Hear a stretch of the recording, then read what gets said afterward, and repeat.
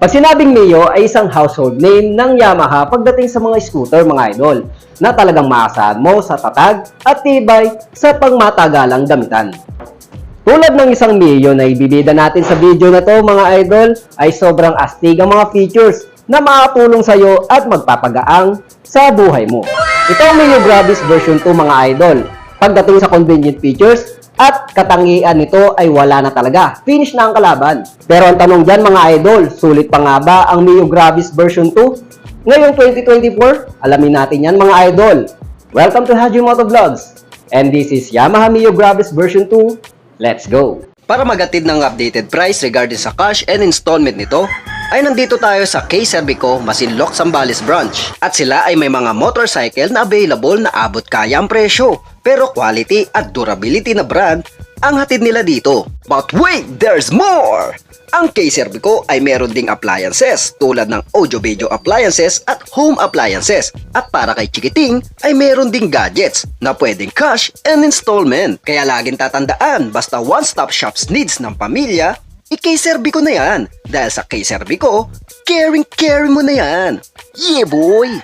Unahin natin ang kanyang makina na may kargadong 125cc engine displacement, single cylinder, single overhead cam, 4-stroke with 2 valves na may air-cooled para sa kanyang cooling system. Para naman sa sukat ng kanyang makina, para sa bore ay merong 52.4mm at sa stroke merong 57.9mm na may compression ratio na 9.5:1. Sa kanyang average performance naman, ito ay merong maximum power na 9.4 horsepower at 8,000 RPM at peak of torque na 9.5 Nm at 5,500 RPM na kayang patakbuhin o umabot sa bilis na 90 to 100 km/h. Ang transmission naman nito ay fully automatic na gumagamit ng CVT na pwede sa kahit sino at anong klase ng rider dahil gas and go lang ay kaya mo nang mapatakbo ang motor. Okay, ito na ngayon ang Mio Gravis version 2 mga idol. Tingnan natin sa kanyang itsura pa lang ay talagang napakalaki na ng pagbabago dito sa ginawa niya from version 1 mga idol. Hindi na po siya chubby type ng itsura niya dito sa kanyang unahan at sa kanyang likuran. Marami na po siyang pakanto or ibig sabihin mala aerodynamic ang kanyang disenyo mga idol. So titignan natin dito, natin unahin sa kanyang unahan ay makikita natin meron po siyang mga disenyo na makinis or matte. Tapos meron po siyang rough dito or parang dotted style. Okay? So parang pa-V, parang Gravi. Pagdating naman dito sa kanyang ibaba mga idol, sa kaha niya, sa front niya, is makikita natin yung dalawang texture din na nakita natin sa taas, which is yung dotted style and then yung matte black.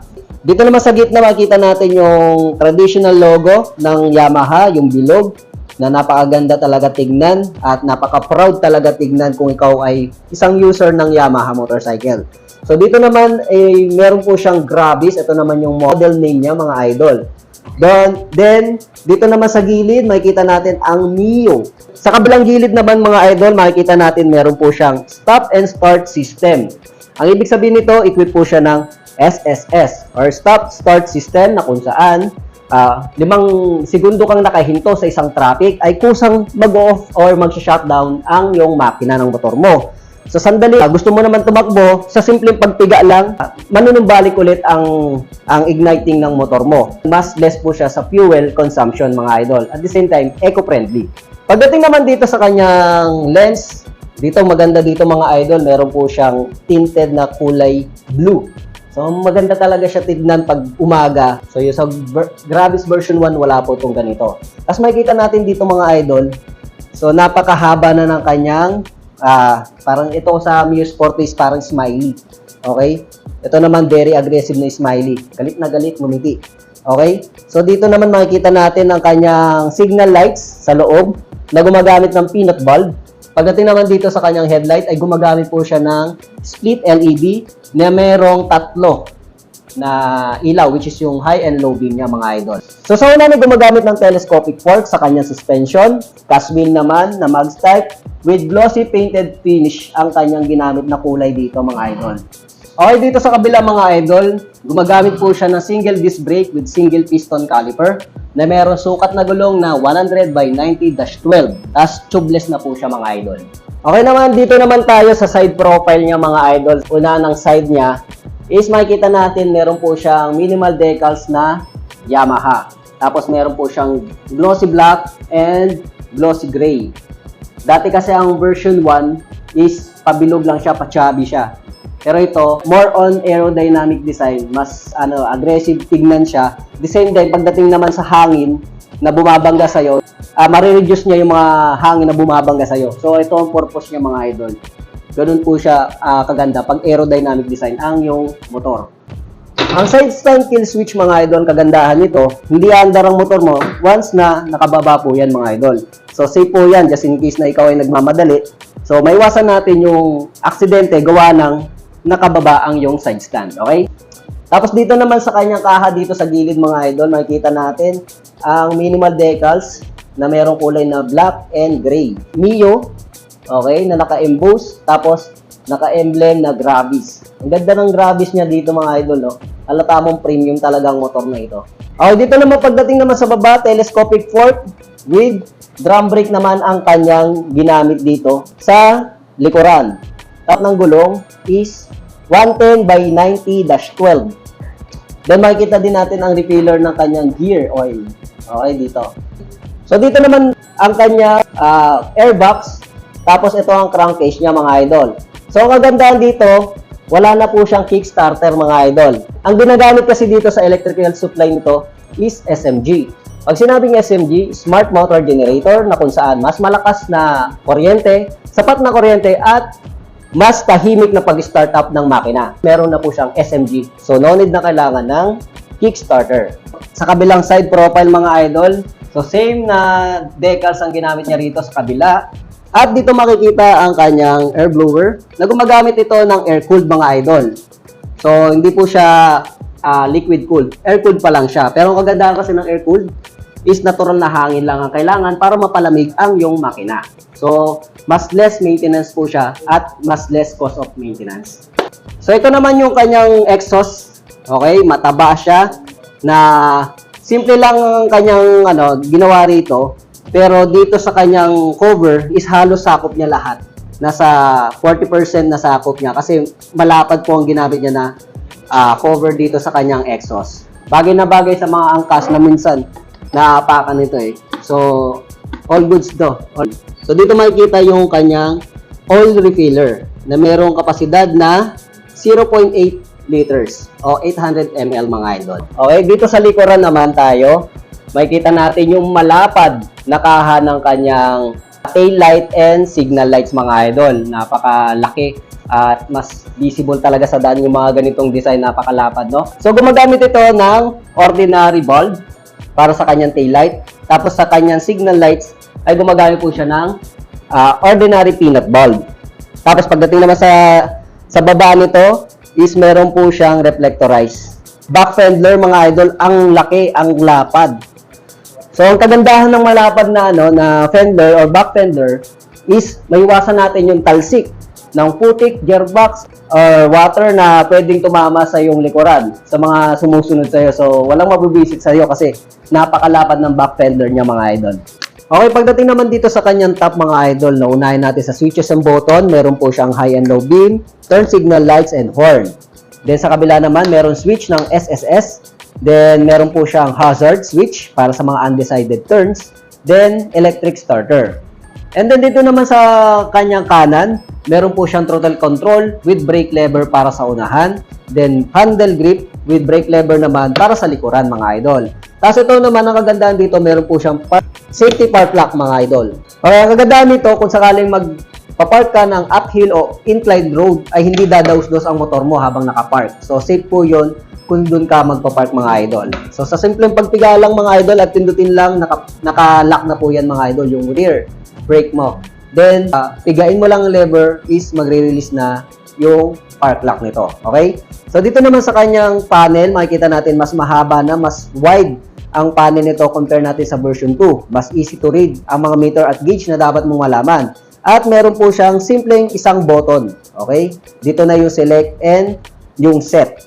Then, pagdating naman dito sa baba niya mga idol, makikita natin ang Yamaha Motorcycle Connect. Okay, ang kagandahan nito mga idol, makikita mo kung meron kang i-maintain sa motor mo using your phone. Tapos makikita mo dito sa screen ng motor mo kung meron kang call register and message alert. Tapos ang kagandahan pa ng Yamaha motorcycle, mga idol, is meron po siyang last spark navigator. Ito ang pinaka-favorite ko, mga idol, kasi kung sakaling ito yung manakaw yung motor mo at sa sandaling ito hahanapin mo, makikita mo, mananavigate mo agad yung motor mo kung sakaling ito ay mawala sa'yo. Ang motor na ito ay equipped nga pala ng Blue Core technology, meaning more power, less fuel. Okay? So pagdating naman sa kanyang convenient features, mga idol, meron po siyang gas refiller dito na kung saan nasa labas na po siya. Ang kagandahan dito, mga idol, hindi ka nabababa sa iyong upuan para magpagas lamang. So dito na siya sa labas siya. Front ng rider, okay? So dito naman meron po siyang convenient hook para sa sabitan ng kung ano-ano. Meron mo rin po siya dito na utility pocket na malaki at charging port area, which is yung powered outlet. So bibili ka lang ng adapter parang nasa kotse. So kung meron kang USB type na gadget or cellphone, pwede mo siyang i-charge dito. Okay? So pagdating naman dito sa kanyang susian ay gumagamit po siya ng shutter lock key with fuel and seat opener. Okay? So, ang kagandahan dito sa shutter lock key, meron po siyang takip mismo na susian. Okay, mas safe po siya sa mga magnanakaw. Hindi basta-basta siya makakalikot ng iba. Then, pagdating naman dito sa upuan, napakalaki. Talagang kala mo maxi scooter ang dating. Malaki, malapad. Tapos, ang ganda ng kanyang design ng cover niya dito. Hindi po siya kalmot po sa attraction. Kumbaga, nice and smooth lang talaga ang cover niya dito. Hindi po siya matigas, hindi rin po siya malambot.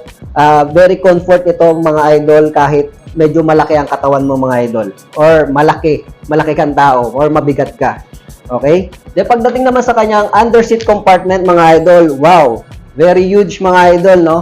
So saktong-sakto kung ikaw ay isang delivery rider or meron kang parcel or isa kang halos araw-araw may marami kang bitbit. Saktong-sakto ang malaking compartment na to, mga idol.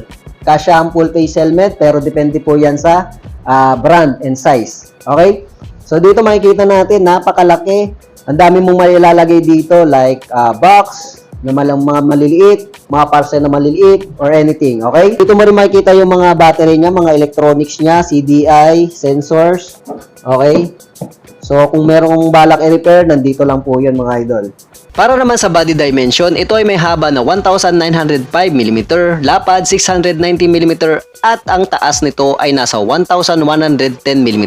Pasok at kayang-kaya ipasok-pasok, isingit-singit sa traffic. At para naman sa seat height, mga idol, ito ay may taas na 780mm at para sa reference nyo, mga idol, ako po ay 5'4" in height. Okay sa all right. At abot, kayang-kayang ilapad ang aking dalawang paa. Pagdating naman sa kanyang handle, para sa height ko ay komportable naman sa likod at di ito masyadong nakakangalay gamitin. Sa legroom naman nito ay malawak pa kung ikaw naman ay may katangkaran o kahabaan ng ihita. At sa kilo ko naman na 57 kilo ay kayang-kaya kong i-forward at i-reverse ang motor na ito dahil ito ay tumitimbang lamang na 100 kilograms. Okay, pag-usapan muna natin ang presyo nito with regard sa kanyang cash and installment. Ang Yamaha Mio Gravis version 2 ay may presyo na 94,900. Meron po siyang pre-registration, 3 years na po, mga idol. So pagdating naman sa installment, mga idol, meron po siyang down payment na 7,118. At pagdating naman sa kanyang monthly installment, ang 3 years contract ay meron po siyang 4,809. Sa 2 years naman, meron siyang 6,116. At sa 1 year contract ay meron po siyang monthly installment na 9,861. Siyempre, meron po siyang rebate na 200 pag maaga ka or on due date ka mabayad. Pagdating naman sa installment, hawak po ito ng City Savings Bank dito sa K-Servico, mga idol. Paalala lang, mga idol, pwedeng magbago ang presyo with regard sa installment. Kasi iba-iba po may hawak niyan, mga idol. Meron po siyang tatlong finance na humahawak nito, which is ang in-house or ang K-Servico mismo. Meron din siyang City Savings Bank at Sumisho Finance Corporation. Kaya pwedeng magbago ang presyo, depende po yan sa finance na hahawak sa inyo. Okay? Okay, pagdating naman sa inquiry with regard sa installment, mga idol, pwede nyong kontakin si Sir Joey Eben. Siya po ang sales officer ng City Savings Bank dito sa Masinloc branch. Pwede nyo siyang kontakin sa number na 0917-841-9486. Para tapusin ang video na to, huwag sanang kalimutan mag-subscribe at i-hit ang notification bell para lagi kang updated sa mga ganitong klaseng impormasyon tungkol sa bagong labas na motor. At i-like at i-follow nyo na rin ang ating munting page na Haji Motovlogs TV. Ito po si Haji from Haji Motovlogs. Thank you for watching and peace out.